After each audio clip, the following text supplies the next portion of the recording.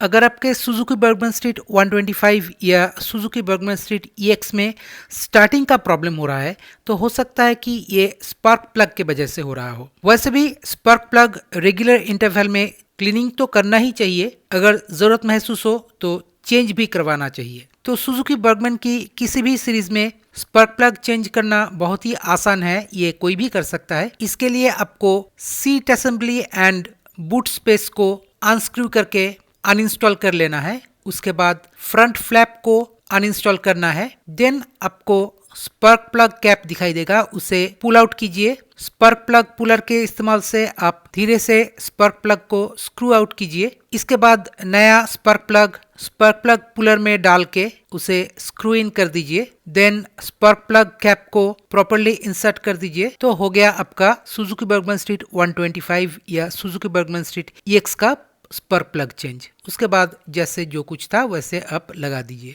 ये प्रोसीजर देखने में जितना सरल लग रहा है इतना सरल नहीं है। इसके ऊपर एक डिटेल्ड वीडियो मेरे चैनल में ऑलरेडी अवेलेबल है, आप जरूर सर्च करके देखिएगा। तो दोस्तों अभी के लिए बस इतना ही। अगर ये वीडियो आपको अच्छा लगा तो लाइक, शेयर और सब्सक्राइब करना मत भूलिए। मिलते हैं अगले वीडियो में, तब तक देखते रहिए चंदन टॉक्स। नमस्कार।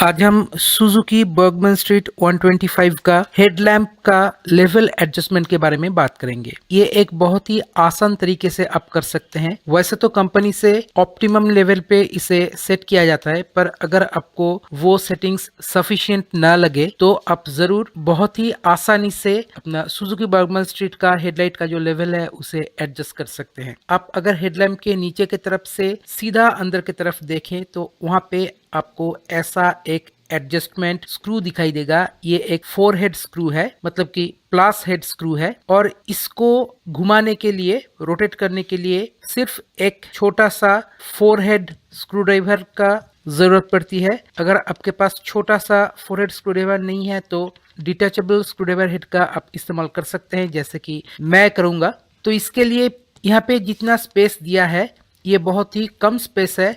आपको एक बड़ा सा स्क्रू ड्राइवर अंदर में लेके इस स्क्रू को रोटेट करने में दिक्कत होगी और हॉर्न को खोल के आपको बाहर रखना पड़ेगा, पर इसका कोई भी जरूरत नहीं है। आप सिर्फ एक छोटा सा स्क्रू ड्राइवर हेड लीजिए और उसकी मदद से आप धीरे धीरे अगर इस एडजस्टमेंट स्क्रू को एंटी क्लॉकवाइज घुमाएंगे तो ये लाइट जो है ये ऊपर की तरफ जाएगा, और क्लॉकवाइज घुमाएंगे तो ये लाइट जो है ये नीचे की तरफ आएगा। आप क्लियरली देख सकते हैं कैसे मैं उस एडजस्टमेंट स्क्रू को रोटेट करके अपना जो हेडलाइट का लेवल है कैसे एडजस्ट कर रहा हूं।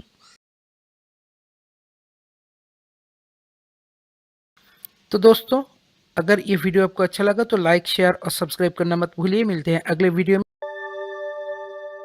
अगर आपके सुजुकी बर्गमन स्ट्रीट 125 या सुजुकी बर्गमन स्ट्रीट EX के मीटर कंसोल में ऐसे भाप जमता है या ऐसे वाटर ड्रॉपलेट्स दिखाई देता है तो इसे आप आसानी से अपने घर में ही ठीक कर सकते हैं। इसके लिए आपको पहले अपने स्कूटर का जो फ्रंट एप्रन सेक्शन है इसे डिसअसेंबल करना है। इसके लिए पहले टॉप वाइजर को अनस्क्रू करके अनइंस्टॉल कर लेना है। उसके बाद एक एक करके फ्रंट एप्रन की जो हिस्से हैं उसे अनस्क्रू करके डिसअसेंबल कर लेना है। लोअर पोर्शन और अपर पोर्शन को कम्प्लीटली डिसअसेंबल करने के बाद आप मीटर कंसोल सेक्शन को देख सकते हैं।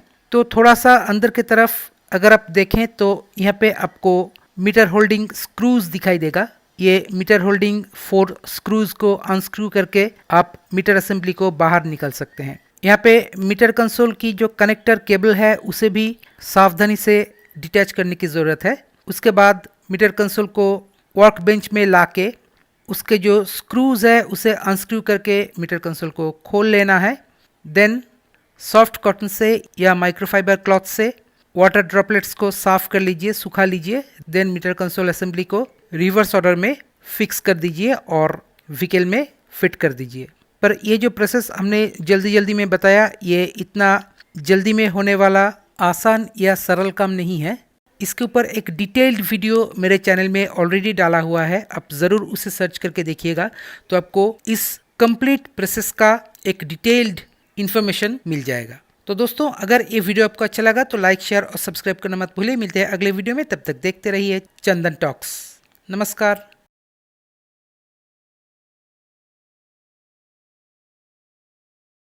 कुछ दिन पहले मेरा एक व्यूअर फेसबुक में एक सवाल किया था कि BS4 सुजुकी बर्गमन स्ट्रीट 125 में हम RPM कैसे सेट करें।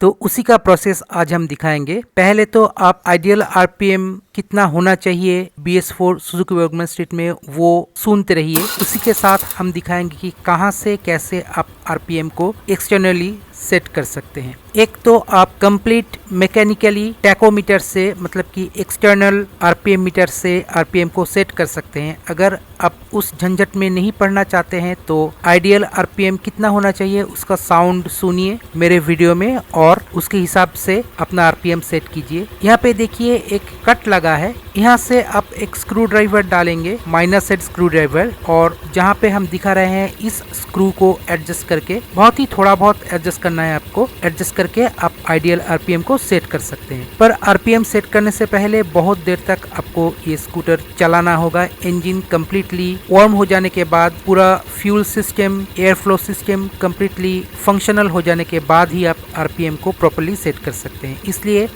RPM सेट करने से पहले व्हीकल को लेके बहुत देर तक घूमिए या राइड पे निकल जाइए, उसके बाद आके RPM सेट करने की कोशिश कीजिए। एरो के जरिए हम दिखाने की कोशिश कर रहे हैं कि किस स्क्रू को एडजस्ट करने से आप RPM को एडजस्ट कर सकते हैं।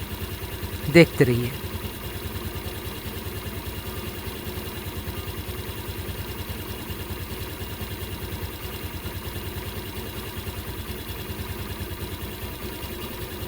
तो दोस्तों अभी के लिए बस इतना ही। अगर ये वीडियो आपको अच्छा लगा तो लाइक, शेयर और सब्सक्राइब करना मत भूलिए। मिलते हैं अगले वीडियो में, तब तक देखते रहिए चंदन टॉक्स।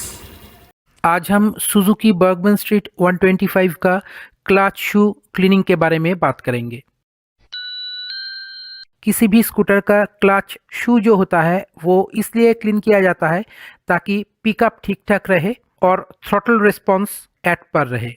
तो मेरा ये जो सुजुकी बर्गमन स्ट्रीट 125 स्कूटर है, मुझे लग रहा है कि इसमें थ्रॉटल रिस्पॉन्स थोड़ा सा कम हो रहा है, इसलिए मैं इसको आज क्लीन करूंगा और इसका कंप्लीट प्रोसीजर आपके साथ शेयर करूंगा। तो क्लच शू क्लीन करने के लिए पहले ये जो gear and clutch box cover होता है इसको हटाना पड़ता है। इसके लिए इसके ऊपर 8 बोल्ट्स लगे हैं, ये 8 बोल्ट्स हटाना है। ये 8 बोल्ट्स जो है ये सभी 8 mm का बोल्ट्स है, इसलिए आपको 8 mm का टी स्पैनर का इस्तेमाल करना है। और ऊपर के तरफ 2 10 mm का बोल्ट्स लगा है जो कि एयर फिल्टर को होल्ड करता है। तो ये 2 10 mm का और 8 mm का बोल्ट्स हमको हटाना है। उसके बाद हम गियर एंड क्लच बॉक्स का जो कवर है इसको हटा सकते हैं। जब आप इन बोल्ट्स को अनस्क्रू कर रहे हो तो जरूर ध्यान में रखें कि प्रॉपर टूल्स का इस्तेमाल करें। प्रॉपर टूल्स का इस्तेमाल नहीं करेंगे तो ये जो बोल्ट्स है ये खराब हो सकता है, इसका हेड कट सकता है, उससे बहुत दिक्कत हो सकती है क्योंकि ये जो बोल्ट्स है ये सारे इंजन बॉडी के ऊपर डायरेक्टली माउंटेड होता है। तो यहाँ पे हम 8 mm का टी स्पैनर का इस्तेमाल कर रहे हैं इन बोल्ट्स को हटाने के लिए। 8 mm का बोल्ट्स, इसमें ऊपर की तरफ एक हिडन बोल्ट भी होता है, उसे भी आपको सावधानी से हटाना है। ये जो बीच का है ये 9th बोल्ट है और ये उन सभी से लेंथ में बड़ा है, इसलिए प्राइमरीली इसे हम नहीं काउंट किए थे क्योंकि ये सभी से अलग है, लेंथ में सबसे बड़ा है और ये सेंटर में रहता है। सभी बोल्ट्स को अनस्क्रू करने के बाद आप फिल्टर के साथ लगे हुए 10 mm के जो 2 बोल्ट्स है उनको भी अनस्क्रू कर लीजिए।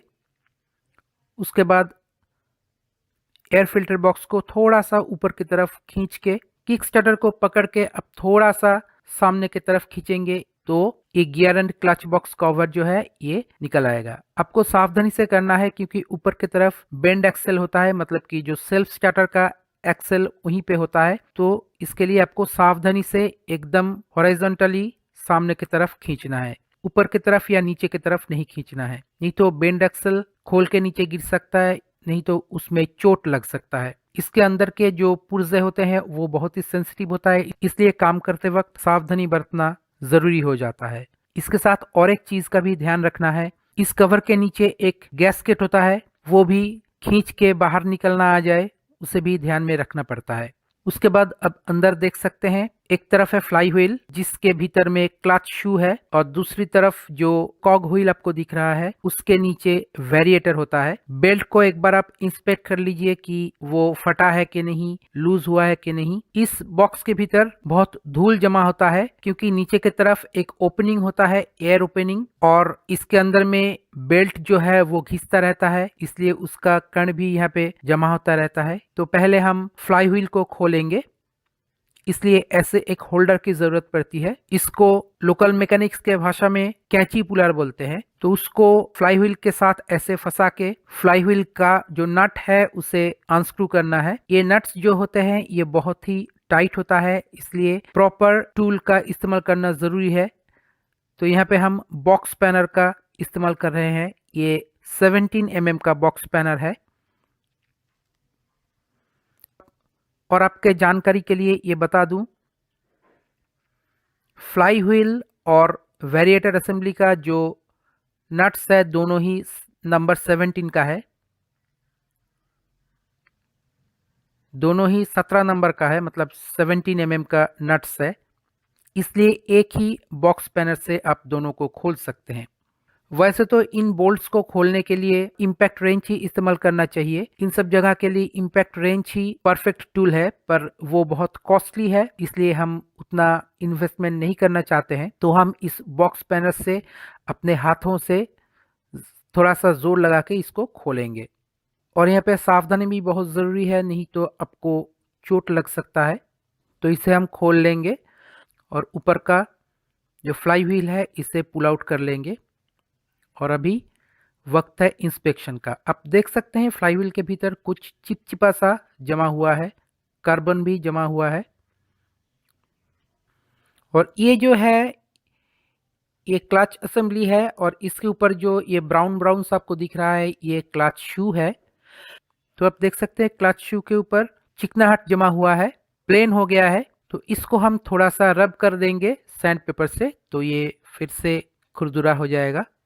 आप देख सकते हैं कैसे ये प्लेन हो गया है, इसके ऊपर चिकनाहट जमा हो गया है, इसलिए ये प्रॉपरली फ्लाई व्हील को पुल नहीं कर रहा है, थ्रॉटल रिस्पॉन्स कम हो रहा है। अभी फ्लाई व्हील के भीतर देखेंगे तो कुछ चिपचिपा सा इसमें जमा हो गया है, पर ये बहुत ही एबनॉर्मल है क्योंकि इसके भीतर कोई भी लुब्रिकेंट यूज नहीं किया जाता है जहां से लुब्रिकेंट इस फ्लाई व्हील के भीतर आ जाए। ये जो हिस्से है ये एकदम सूखा होना चाहिए, कंप्लीटली ड्राई होना चाहिए, इसमें कोई भी लुब्रिकेंट, ऑयल, ग्रीस कुछ भी नहीं होना चाहिए। पर ये जो चिकनाहट इसमें आया है, ऑयली सब्सटेंस यहाँ पे जमा हुआ है, वो कहाँ से आया है? इसके लिए भी सर्विस सेंटर का एक मेल प्रैक्टिस जो है वो जिम्मेदार है। जब सर्विस सेंटर में सर्विसिंग के वक्त वॉशिंग होता है तब वो after wash diesel mixed water इसमें स्प्रे करते हैं ताकि इसमें बचा हुआ धूल मिट्टी, मड ना दिखे।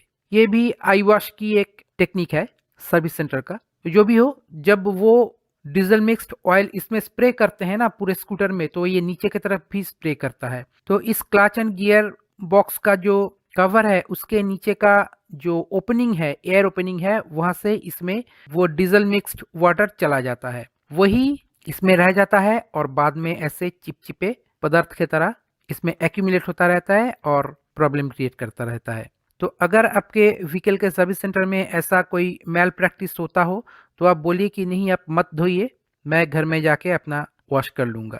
तो अभी हम इस क्लच असेंबली में लगा हुआ जो क्लच शूज़ है, 3 क्लच शूज़ होते हैं, तो ये 3 क्लच शूज़ हम क्लीन करेंगे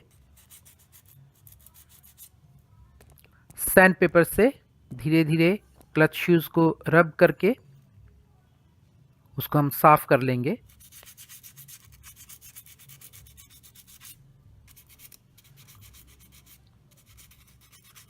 तीन क्लच शूज़ होते हैं तो उनको प्रॉपरली साफ करना ज़रूरी है ताकि थ्रॉटल रिस्पॉन्स, क्लच का रिस्पॉन्स आपको अच्छे से आए, आपको अच्छे से मिले।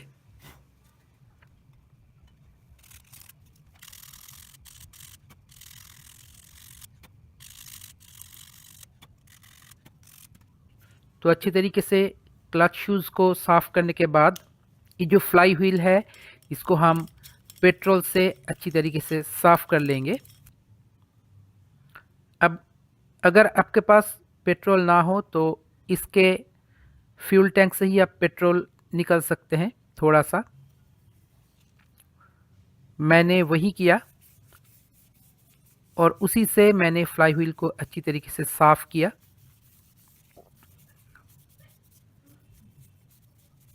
और फ्लाई व्हील का जो क्लच शू कांटेक्ट पॉइंट है उसको हल्के हाथों से सैंड पेपर से रब कर दिया। Fine iron rubbing sand paper का इस्तेमाल कीजिए और हल्के हाथों से रब कीजिए। उसके बाद एक सूखा कपड़ा लेके फ्लाई व्हील को आप पोंछ लीजिए।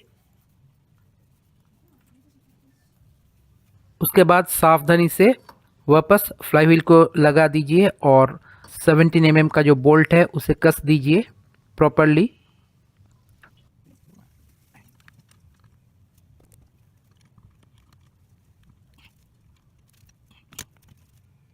और कवर जॉइंट के ऊपर लगा हुआ गैस्केट को ध्यान में रखते हुए सावधानी से कवर को लगाना है। कवर को लगाने से पहले बेंड एक्सेल को आपको एक बार इंस्पेक्ट करना है कि वो बाहर की तरफ निकल रहा है कि नहीं, वो ठीक जगह पर है कि नहीं, वो प्रॉपरली अलाइंड है कि नहीं। उसके बाद कवर को आप धीरे से बिठा दीजिए।